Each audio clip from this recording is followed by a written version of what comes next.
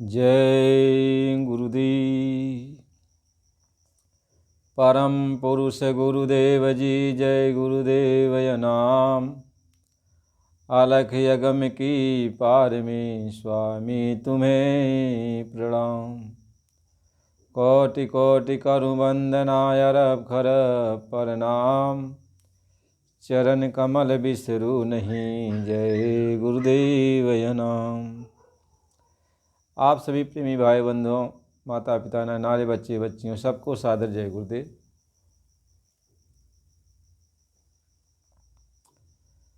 आज इस का सत्संग है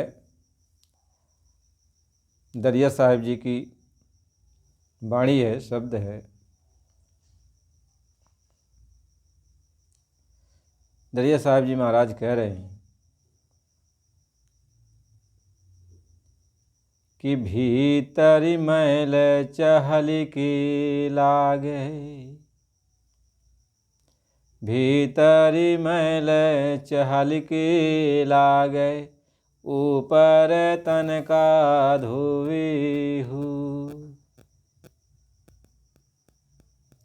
भीतर मैल चहलिकी लागे, ऊपर तन का धोवी हूँ। अभिगति मूर्ति महल के भीतर, अभिगति मूर्ति महल के भीतर, वाका पंथ न जोवी हूँ। अभिगति मूर्ति महल के भीतर, वाका पंथ न जोवी हूँ। और जुगति बिना कोई भेद न पावे,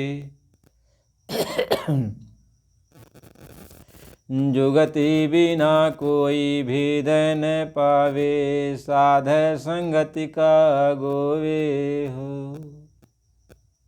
कहदारी आवे कुटेवा गिदी, कहदारी आवे कुटेवा गिदी, शीश पटक का रोए हो। कहदारी आवे कुटने के गीदी, और शीश पटक का रोए हो। ऊपर मैल चहल की लागे, भीतर मैल चहल की लागे, ऊपर तन का धोवे हो। दरिया साहिब जी महाराज कह रहे हैं कि जो कुछ मैल लगी है, जितनी भी गंदगी है आपके अंदर है, आपके अंदर ये कर्मों की जो गंदगी है एकदम भरा हुआ है, चहल कर भरा हुआ है। कम नहीं है कि जरा सा हाथ लगा दिया साफ हो, इतना ज़्यादा परत दर परत वो गंदगी लदी है, इतना ज़्यादा वो गंदगी भरी पड़ी हुई है। दरिया साहिब जी कह रहे हैं आ ऊपर हम नहा करके अब ये सोचते हैं कि हमारा मैल साफ हो जाएगा, और हम साफ सुथरा हो गए। मैल तो आपके अंदर लगी है, जो कर्मों की मैल है वो आपके अंदर लगी हुई है, और भगवान भी आपके अंदर है। अंदर में भगवान है, अंदर में मैल भी लगी हुई है, और जब तक अंदर की मैल नहीं साफ होगी भगवान मिलेगा नहीं। आत्मा के ऊपर जो मैल है लदी हुई है वह जुगो जुग की मैल है। जैसे कोयला होता है, कोयला को कितनों साबुन से रगड़ा जाए और उसका जो है कालापन जाता नहीं, ऐसे कोयले की तरह आत्मा काली पड़ गई है। यानी आत्मा के ऊपर ये इतना वो चूहा की तरह जो मैल चिपक चुका है। एक दिन 2 दिन 4 दिन 10 दिन का, 1 जन्म 2 जन्म का नहीं, अनंतों जन्म का। जब से हम लोग अपने देश से आए और यहाँ कर्मों के विधान में फंस गए, तब से मैल जमा होती गई, परत दर परत, और मैल छूटने का अभी तक नाम ही नहीं। कोई मैल छुड़ाने वाला ही नहीं मिला। जब जब मानुष तन मिला तो हम लोग सोचे कि तीर्थ व्रत करने से मैल छूट जाएगी अंदर का। तीर्थ व्रत हमने किया, पूजा पाठ किया, ये सब तो अच्छा कर्म में बना हम लोगों का। अच्छा कर्म बना तो हम लोगों को ऊपर के लोकों में भेज दिया गया, स्वर्ग आदि लोकों में भेज दिया गया। वहाँ बहुत समय तक वहाँ हम लोगों को रखा गया ऐश आराम से रहने के लिए। लेकिन जो अंदर कर्म जमा हो गया वो थोड़ी कटा। तो हम लोगों ने जब इस कर्म को भोग लिया, अच्छे कर्म को, स्वर्ग आदि लोकों में, तो फिर वहाँ से फिर नीचे मृतलोक में मानव शरीर में भेज दिया गया। यदि अच्छा कर्म किया तो फिर स्वर्ग आदि लोकों में जाएंगे। लेकिन यदि अच्छा कर्म नहीं बना, राजा महाराजा सेठ साहूकार बन गए अब की बार। जब जानते हो कि जब राजा महाराजा आदमी बन जाएगा तो अच्छा कर्म बहुत कम लोग करते हैं। तब तो मनमानी कर्म करते हैं, जो भी मन में आता है सोचते हैं मैं तो राजा हूँ, मेरे सामने सब प्रजा है, मेरा हुक्म सबके ऊपर है, जो चाहूँ वो करूँ। तब उनके अंदर जो है नाना प्रकार के भाव, कुविचार भाव बन जाते हैं राजा महाराजा के, सेठ साहूकार के। तो बड़े बड़े धनी मानी मंत्री मिनिस्टर, ये सब के अंदर जो है किसी चीज़ की कमी तो होती नहीं है। सुख सुविधा की सारी सुख सुविधा जन्म से ही मिल जाती। अब वो जो है अपना ऐश आराम से ज़िंदगी बिताते हैं और जो है जो भी मन में आता है अनैतिक कर्म अपना करते हैं। तो अनैतिक कर्म करने से पाप कर्म बन जाता है। तो पाप कर्म जब बन गया तो कहें तप चुक राज्य और आज चुक नरक। अब जो है अब राजा बने थे, सेठ साहूकार बने थे, अब उसमें आपने खराब काम किया तो अब सीधे आपके लिए नरक का दरवाज़ा खुल गया। अब जब नरक में चले गए तो 1 दिन 2 दिन की, अनंत जुगों तक, जिसकी कोई गणना नहीं है कब तुम्हारा जो है फिर बारी आएगी मानव तन मिलने का। कहे आगे रहे अंधेरा भारी, काज करो कुछ दिन में। आगे तो बड़ी भारी रात, ये रात ही ख़त्म होने वाली नहीं। दुखों की जो रात आगे आने वाली है ये ख़त्म होने वाली नहीं है, बहुत बड़ी रात है। कहीं आगे रहे अंधेरा भारी, काज करो कुछ दिन में, और कल की खबर काल फिर लेगा, ना जाने क्या हो एक पल में। तो जो कुछ भी बने सो अभी बनाओ, फिर का कुछ न भरोसा धरना। जो बने तो अभी बना लो, अभी कर लो, नहीं तो जब कल आ जाएगा, समय आ जाएगा तो फिर बनाना नहीं रह जाएगा ना। तब तो जो अच्छा बुरा किया है, नेकी बदी, अब उसी को भोगना है, उसी को भरना है। तो अभी जो बनाना है उसको बना ले। वही दरिया साहिब जी कहते हैं कि भीतर मैल चहल के लागी, ऊपर तन का धोवे होए। तो ऊपर कहते हैं भीतर तो मैल है और ऊपर तन को साफ कर लिया तो इससे क्या मैल साफ थोड़ी हो जाएगी। अब जो है अंदर की मैल को साफ करना। अंदर की मैल कैसे साफ होगी? यहाँ का साबुन सोडा नहीं जा सकता है, यहाँ का पानी नहीं जा सकता है, यहाँ का तो कोई चीज़ जा ही नहीं सकता अंदर में। जहाँ पे ये मैल है वहाँ ये जा ही नहीं सकता। तो ये कहाँ जमा है? ये इस मृतलोक के ऊपर, मृतलोक के ऊपर और स्वर्गलोक के नीचे। स्वर्गलोक के नीचे वाली सतह पर और मृतलोक के ऊपर वाली सतह पर, दोनों के बीच जो सेंटर है, सीमा है, दोनों के बीच जो सीमा है, उसी सीमा पर ये मैल जो है जमा की गई, लदी हुई है। और वहीं पे आत्मा बैठी है, आत्मा के ठीक सामने। आत्मा कहाँ बैठी है? यह मृतलोक के सीमा पर और स्वर्गलोक के नीचे वाली सीमा पर, यानी दोनों के बीचों बीच मृतलोक की और स्वर्गलोक की जो सीमा है, जो दोनों का मिलाप करता है, उसी के बीचों बीच आत्माओं की वहाँ बैठक है। और आत्मा की जो बैठक है उसी के सामने ये सारा कूड़ा कचरा लादा गया है। अब पहाड़ों का पहाड़ आत्मा के सामने लाद दिया गया। तो ऊपर जो आसमान साफ दिखाई पड़ता था, स्वर्ग जिसको गगन मंडल कहते, ऊपर जो गगन मंडल है वह निर्मल एकदम साफ पूरा दिखाई पड़ता। लेकिन उसी गगन मंडल के नीचे, यानी आत्मा के आँख के ऊपर, कैसी आसमान है तो आसमान के सामने हम यहाँ जो है बादल छा जाए तो ऊपर का सूरज और आसमान भी नहीं दिखाई पड़ेगा।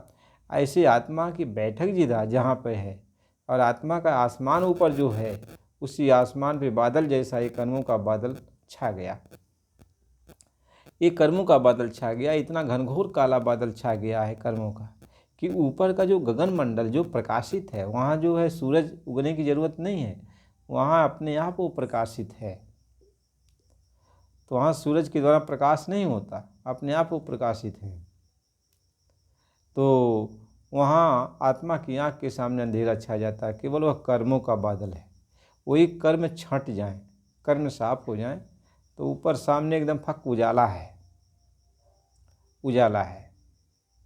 महात्मा यही समझाते हैं। तो ऊपर का ये जो है, ये जो कर्म है ऊपर जो आत्मा के सामने है, जो आत्मा के ऊपर बोझ डाला गया है, ये कैसे साफ होगा?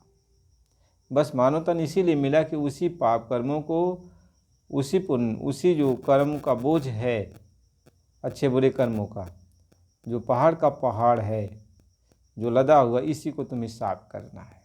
अभी कैसे साफ होगा? यहाँ का तो कोई चीज़ जा नहीं सकता, यहाँ का आदमी तो जा नहीं सकता, यहाँ का पानी वानी तो जा नहीं सकता, यहाँ का साबुन सोडा तो जा नहीं सकता। तो वो मैल साफ कैसी होगी?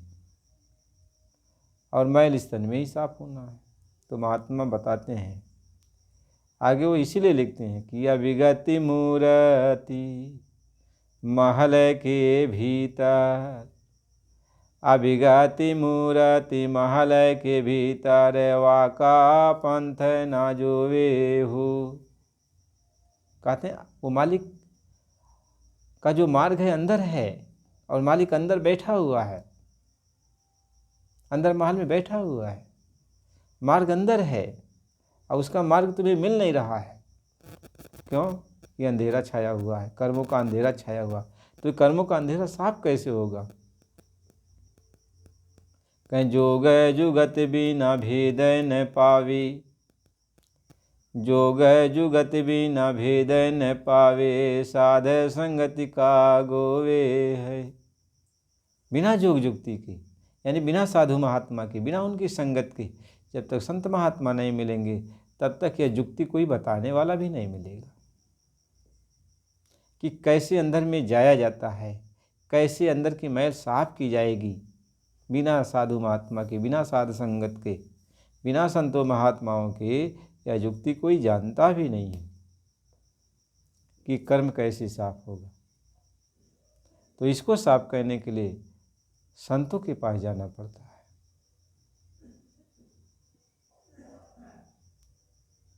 संतों के पास जाना पड़ता है। जब संत महात्मा मिलते हैं तो जो संत होते हैं तो निर्बंध होते हैं। निर्बंध का मतलब क्या होता है? जैसे हम लोग बंधन में हैं, तो हम लोग बंधन में हैं तो अपनी मर्जी से उस जगह पहुंच नहीं पाएंगे। उस जगह हम लोग तभी जाते हैं जब इस तन को छोड़ देते हैं।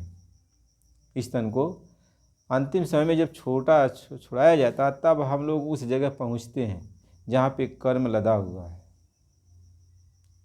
तब हम लोग उस जगह पहुंचते हैं। लेकिन जब संत महात्मा जो होते हैं वह निर्बंध होते हैं, उनके ऊपर कोई बंधन नहीं होता, वो शरीर को जब चाहे छोड़ देते हैं, छोड़ के उधर चले जाते हैं। इसलिए कहा कि जे मरने से जग डरे, मेरे मन आनंद, कब मरी हो कब पारी हो पूरम परमानंद।